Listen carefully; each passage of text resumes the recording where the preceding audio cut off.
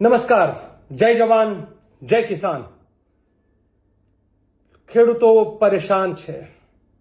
સુરેન્દ્રનગર જિલ્લાના કોંઢ ગામમાં જે રીતે વીજળીના થાંભલાઓ નાખવા માટે એટલે કે હાઈ ટેન્શન વીજ લાઈન નાખવા માટે પોલીસ તંત્ર પોતે દાદાગીરી કરી રહ્યું છે. એ ભારતીય જનતા પાર્ટીના શાસકોના ઈશારે થઈ રહ્યું છે.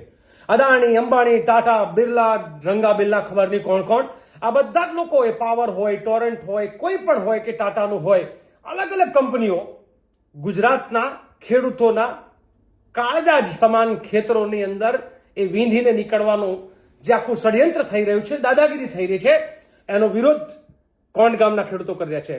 કોંઢ ગામના ખેડૂત મિત્રો, અમે તમારી સાથે છીએ. ગુજરાતની કિસાન સંઘર્ષ સમિતિ, કિસાન કોંગ્રેસ બંને તમારી સાથે છે. એક ખેડૂત નેતા તરીકે, ખેડૂતના દીકરા તરીકે લાલજી દેસાઈ તમારી સાથે છે.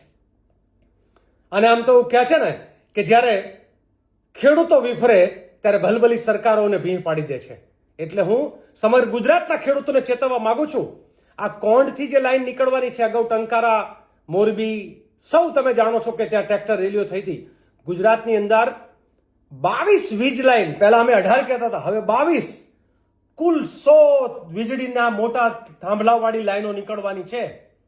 એ કચ્છથી લઈ અને વલસાડ સુધી, દ્વારકા, જામનગરથી લઈ અને દાહોદ સુધી, અને પોરબંદરથી લઈને બનાસકાંઠા સુધી એક પણ જગ્યા ખાલી નથી રહેવાની. ગુજરાતનો એક પણ જિલ્લો એવો નથી રહેવાનો કે એક પણ જિલ્લાના ખેડૂતો એ આ વીજળીના થાંભલાઓમાં ક્યારેક જે છે ભારતમાલાના નામે રોડમાં એક ખેડૂતો જમીનો ગુમાવવાના છે. દાદાગીરી ભારતીય જનતા પાર્ટી અને શાસકો કરવાના છે. અને આપણી જમીનો જોવાની છે ત્યારે આ માભોમ માટે, આ ધરતી માટે, આ દેશનું આઝાદીનું આંદોલન જે છે એમાંથી ગોરાઓને અહીંથી તગડા, ત્યારે દલાલો, ઉદ્યોગપતિઓને એ ખેડૂતોની જમીનોને છીનવી લેવા માટે થઈને આઝાદીનો જંગ નહોતો લડાયો. આઝાદીનો જંગ જે છે એ ભારતની જનતાને પોતાના સ્વાભિમાનપૂર્વક જીવવા માટે લડાયો હતો.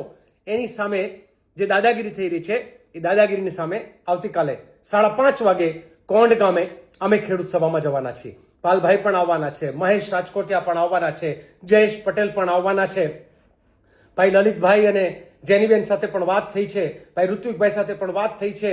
અલગ અલગ લોકો, હું આમાં અનેક નામો ઉમેરી શકું. કરશન ભાદરકા કદાચ ત્યાં પહોંચશે.